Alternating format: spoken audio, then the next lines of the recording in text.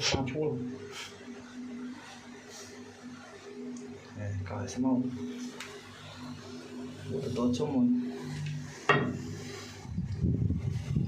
phần lục cao bảy lục cao thấp đủ đối là tao rồi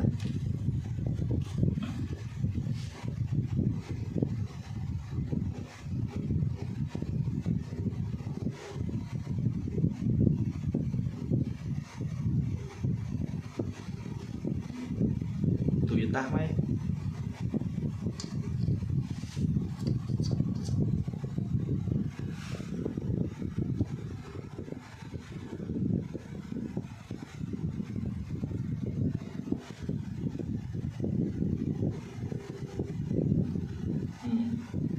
thôi á cao chúng ta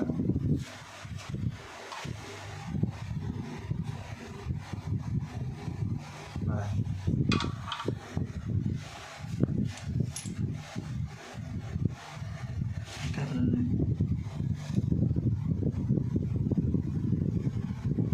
vậy tao niệm mà xóa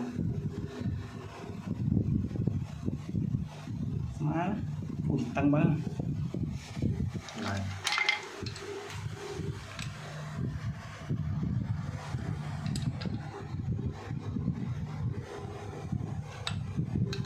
mãi nè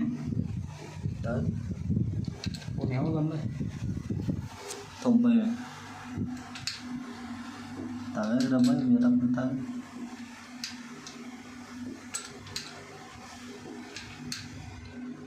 đủ lắm đón đón cái này riêng đâu á cạnh mình riêng này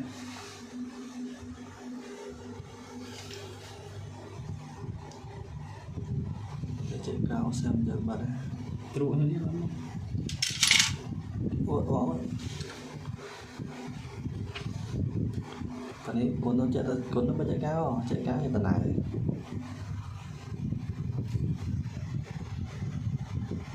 bố nó ô vậy à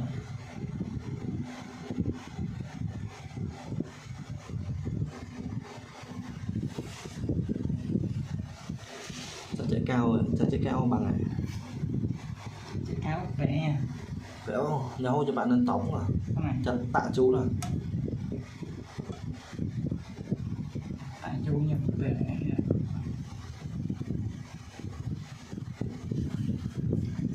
bắn nha